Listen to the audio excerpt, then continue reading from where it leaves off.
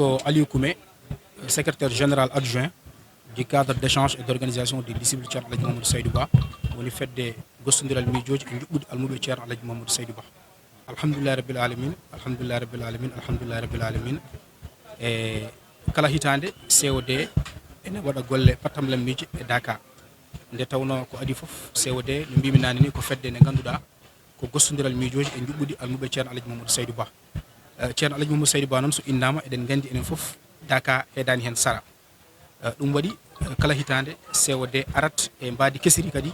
arda ballal mum daranade gam ɗo wonɓe e Dakar gam daranade kadi khalifa o hono Ceerno Amadou Tidiane Ba radiallahu taala anhu mo ganduɗa o woniri ɗo tan o woniren ɗo tan ko julɓe ɓe o woniren ɗo tan ko dental ngal o woniren ɗo tan kadi ko aduna o foof. Eɗen ñaago Allah subahanahu wa taala ni yo Allah jundu balɗe makko moƴƴire battane makko taw omo wondi e cellal duumingal. COD nde ari hikka nde ko waɗanno rawane ko ala fof ko ussi hen gonga. COD jibina ko 2020 le 8 février 2020 kono kala hitande ende waɗa e Dakar ko ɓuuri ko wonno e rawane ko hikka no gandirɗen ni sonorisation Dakar o ummoto ko Dakar ara ɗo e bowal Dakar so Dakar sakama itte ɗo kadi e bowal Dakar nawte toon to Dakar. COD duuɓi tati hande kañum toppiti on alhaali no yarata eno artirta ko wona ɗum ko eɗen gandi Dakar so yoni service aji état ɗi foof ko ɗo kawrata ko wayno gendarmerie ko wayno sapeur pompier ko wayno service d'hygiène ko wayno eaux et forêt ko wayno service santé ko wayno hydraulique e keddiɗi ɗi foof ko ɗo ɗi kawrata so ɗi kawri ɗo noon alay saago enen noon ɗoɓe tawi ɗoɓe mbawen enenne jaɓɓade ɓe no hannirta ni en COD ƴeewi nden gon miijo watti kala hitande wadde ɓe appuyé ko wayno maaro ko wayno nebam ko wayno soble ko wayno makaroni ko wayno spaghetti e ko nandi hen ɗum ɗon kadi COD kadi hikki kadi arti e ɗum waɗi ko waɗanno ko wona ɗum ko kadi eɗen gandi so wiyama Dakar tan jama ka heedani hen sara sabu khalifa o kala no jooɗiɗen nde Dakar kirnol Dakar yoni nde ha gayni o wasito enen fof arɓe Dakar ɓe yo en tinno ko paaɗeɗen paade ɗum ko foof waktuji joyɗi woton luutedi kadi ha tengti kadi yen julɗuɓe nder jama he wadde eɗen gandi jama ka ko hunde wadde fayida e nder Dakar he ɗum waɗi COD ƴetti miijo hande duuɓi tati ha hikka ƴetti miijo gam addude basuji werta ɗum e juma he ƴetta kadi tappiji fawa dow hen haɗani ɗon kadi sooda sajuduji kadi fawa e dow hen endi wawa ɗadde halifaɓe men ɓe e arɓe mbawa julde no hannirta ni hennam ni ko wona ɗum ko kadi COD kala hitande ne ari waɗat basuji mum fewno cuuɗi mum gam jaɓɓanade khalifa o hoɓɓe mum kono Ceerno Amadou Tidiane Ba o jii hikka en dañi khalifaɓe tedduɓe arɓe ɗo ennam Chérif khalifa Unufani mo ganduɗa hoore ma no wiye Chérif Mouhamadoul Kabir Aydara ari ɗo ennam teddugal COD ko COD jaɓɓimo ko COD hoɗnimo ko COD waɗimo ɗo e Dakar mum e ballal noon e yamirode Ceerno e ballal Ceerno Siraji Anne te eɗen gandi oɗo chérifaji garɗo ɗo ko tanum Chérif Mouhamadoul Hafaz Chérif Mouhamadoul Hafaz noon so haalama Cheikh Tidiane haalama sabu eɗen gandi Afrique de l'Ouest oɗo foof ha fi feggede ko kanko Chérif Mouhamadoul Hafaz kanko adi nannuɗo lawol Cheikh na Amadou Tidiane ɗo e nder oɗo sous région ɗum ɗon wadde so tawi on jippinama ɗo e nokku COD ɗum ɗon wadde ko fartange mawɗo ko wona ɗum ko kadi chérifajo kadi gummi ɗo ha to Canada ari kadi jippina kadi ko ɗo e nokku e Dakar COD TMS wadde en ji COD ala ko addi ɗum ɗo so wona wallude ɓen joguiɓe golle Dakar e wallude kono khalife men Ceerno Amadou Tidiane Ba mo ganduɗen mo ñagortoɗen Allah yo Allah jundu bolɗe makko moƴƴin batte makko e tengtinde kadi COD wona kañum waɗat organisé Dakar ala COD kañum ko fedde ɗe ganduɗa tan ari tan ko wallidde dental ngal eɗen ganduɗo dental ngal ala ko ɓuuri Dakar sa wi noon aɗa wona fedde aɗa walla Ceerno Alaji Mamadou Seydou a nannata jungo ma e Dakar mi wiyatadi a wallani kono de kam aɗa manki ɗum waɗi COD hikka noon arde kadi wutte kesso ko holɗum nde ari nde wadde collaboration koye fondation walla mbiyen comité d' organisation Dakar o ganduɗa hoorema jeeya koye nder fondation ko kamɓe wallodiri kala ko adduno ko faade service aji itti ɗum foof waɗa e juuɗe mabɓe ɓe mbawa yettude ɗum service aji ɗum noon wadde ko kesamago hekka garɗo mo ganduɗa kadi yimɓe foof kadi beltani ɗum ene saabu sa ari aɗa walla yimɓe sa tawi yimɓe jogui golle a addi kadi balleɗe a rewne muɗumen ɓe sikku ɗum ko hunde fayida no feewi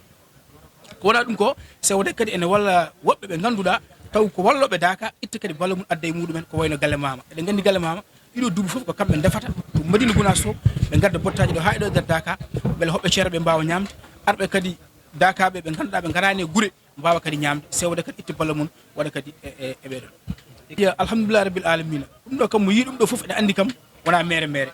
won ganduɗa hoorema ko jawdi hewndi waɗa hen hayso en mbawa eɓɓude ɗo to gonɗen ɗo tolni kono kam eɗen gandi kam waɗama hen kam million ngaji kewɗi ɗum ɗon noon gonga koye jifaji membre uji COD kono noon ko yimɓe ganduɗa hoore ma ko ɓesgu dental ngal hooɗi koye munen yimɓe jeeyaɓe e dental ɓe wurɓe e dental ɓe ganduɗa hoore ma jinnaɓe munen koye dental he guuri jinnaɓe munen koye dental he dutti ko ɓen tigui guitte jawɗele munen mbaɗi e COD kadi hay yimɓe laamuɓe kadi mbaɗi hen ɓe ganduɗa hoore ma taw koye ɓesgu dental ngal wadde ɓeɗo foof kadi eɗen profita hen eɗen mbaɗaɓe remercier eɗen jarnaɓe kamɓe foof kala goto foof ko wonno hen mbuuɗo e famɗude yo Allah yaw ɗum yo Allah yaw ɗum ɓeydan ɗum ya barka amina nde wonno fedde nde COD TMS nde sosande e yeeso ceerno e yamirode ceerno mi teskaki ko min gummani min jiiɗi wadde ɗum laataki mi teskaki ɗum nde wonno ene yaade duwaw ene yaade anniye ceerno kadi mi meeɗa wadde hunde ko ganduɗa yaadani e miijo ceerno mbimi noon fedde nde wonno dari ko e yamirode ceerno kala komin jiiɗi wadde e nder balɗe sappo Allah walla min min mbaɗa e nder balɗe sappo kala komin jinno wadde e Dakar he nimso alana min hen to gommi ɗo mi wawa eɓɓude nombre uji yimɓe wonɓe e nder COD mais kam ko yimɓe hewɓe ene keewi sabu so wiyama dental ceerno Alhaji Mamadou Saydou ɗum kam wondi ko haysa eɓɓani aɗa foti kam aɗa fota andude kam keewende yimɓeɓe ne heewi haysan mbawa wiide kam ko tellement kono ne heewi yimɓe COD wona Madinaɓe tan COD gonga sosa ko Dakar ko gonga kadi COD yimɓe kadi mi laɓɓin ɗo seeɗa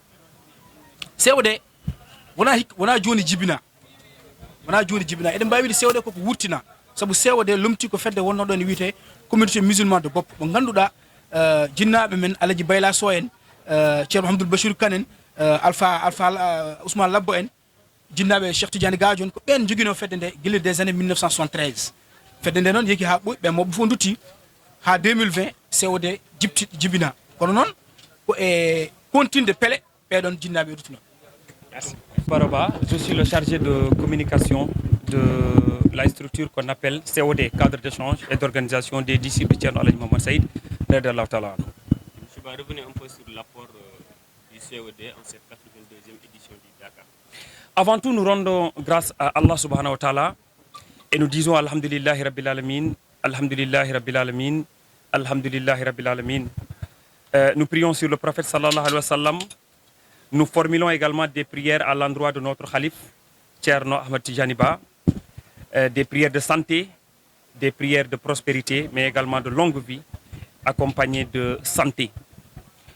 Comme vous l'avez dit tout à l'heure, le cadre d'échange et d'organisation des disciples Thierno Alhaji Mamadou Saïd radiyallahu ta'ala anhu est une structure née en 2020,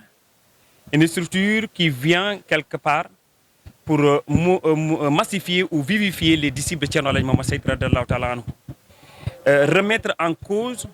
ou bien faire la même voie que nos parents avaient fait avec Thierno Alhaji Mamadou Saïd radiyallahu ta'ala anhu.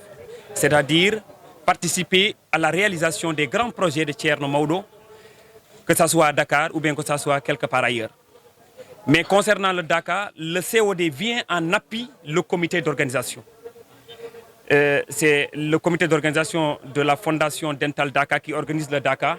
Nous venons appuyer les services de l'État qui sont là. Mais pour cette année,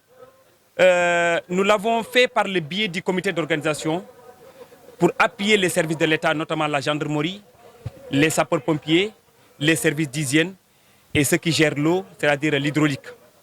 Le cadre d'échange et d'organisation des disciples de Thierno Alhaji Mamadou Saïdou Ba, comme aussi depuis 3 ans, essaye quand même d'équiper en bâche et en tapis la grande mosquée du Dakar, là où prie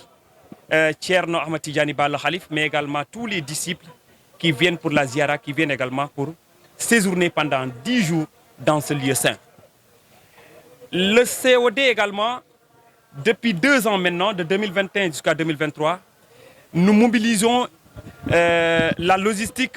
pour venir appuyer également les disciples qui viennent séjourner, que ce soit la restauration, que ce soit l'hébergement,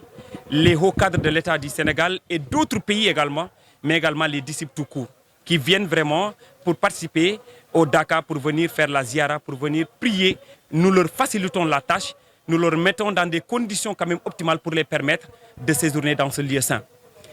Le COD également fait tout pour que les hôtes de Thierno Ahmed Tidjani Ba, ceux qui viennent de l'extérieur, notamment le Khalif de Ounfani, mais également le shérif qui nous vient du Canada et d'autres hôtes qui nous viennent de l'extérieur, mais également à l'intérieur du pays, qu'ils puissent se sentir déjà en sécurité, mais également qu'ils puissent quand même faire leur ziara et leur daka comme l'a enseigné l'islam dans les meilleures conditions. Ça aussi, nous participons quand même à les aider en quelque sorte. C'est tout ça qui est COD, c'est tout ça que nous faisons pour chaque année. Nous ne pouvons pas tirer de bilan en termes financiers, un bilan financier. Comme vous le savez, le Dakar s'achève demain, Inch'Allah Rabbi, et c'est au retour à Dakar que nous pourrions faire un bilan financier. Pour l'instant, tout ce que je veux vous dire, que nous avons dépensé des millions. Et ces millions-là, c'est nous les talibés, c'est nous les disciples, c'est également nos grands frères qui sont dans cette structure-là, qui nous encadrent quelque part. Je ne peux pas citer de nom parce qu'ils sont nombreux. C'est eux qui participent pour que les disciples puissent se sentir, puissent être dans des conditions normales et ou optimales pour faire leur ziara ou leur dak. Alhamdulillahi Rabbil Alamin, Alhamdulillahi Rabbil Alamin, Alhamdulillahi Rabbil Alamin. Avant tout, dañuy sant Yàlla bu baax di julli ci yonentem sallallahu alayhi wa sallam di ñaanal suñu xalif Thierno Ahmed Tidiane Ba di ko ñaanal gudd fan bu ànd ak wér di ko ñaanal ñun ñii suñuy bopp di ko ñaanal bépp taalibe bi nga xamante ne yaa ngi fii ci Dakar nekk ci Sénégal ak ci àdduna bi yëpp. di ñaanal ñi nga xamante ne tamit ñoo jógee ci Dakar wala jóge ci réew mi yëpp jóge ci bitim réew ñëw fii ci Dakar bi yàlla may leen wér yàlla aar leen ba ñu dellu ci nga xamante ne mooy seen bërëb. comme ni ngeen ko xamee at bu ne depuis 2020 ak léegi kuréel gu ñuy woowee COD mooy cadre d'échange et d'organisation des disciples de Thierno Alaji Mohamed Saïdou Ba kuréel la boo xamante ne mbëbëdam mooy dajale taalibe Thierno Maodo mooy Thierno Mohamed Saïdou Ba ngir lu jëmalee dental bi ci kanam boole leen ñu boole bokk seeni xalaat bokk tamit li nga xamante ne mooy seeni liggéey. ci loolu Dakar bu jot ñun waa COD dañuy ñëw appuyer service de l'État yi fi nekk mën nañ ci citer li ci mel ni gendarmerie li ci mel ni sapeur pompier li ci mel ni service d'hygiène li ci mel ni hydraulique ñi yor ndox ak yi demee noonu dañuy ñëw appuyer leen ngir ñoom it ñu mën a def seen liggéey comme ni mu waree. parce que xam nañ ni Dakar bi fukki fan lay am te fukki fan yi day xaw a metti état bi def na lu ko waroon def na li nga xamante ne loolu la mun donc ñu ni dañuy ñëw dimbali leen. ci loolu tamit ñun année bu nekk depuis 3 ans comme ni ma ko waxee lépp luy sonorisation lépp luy matériel bi nga xamante ne ñu ngi koy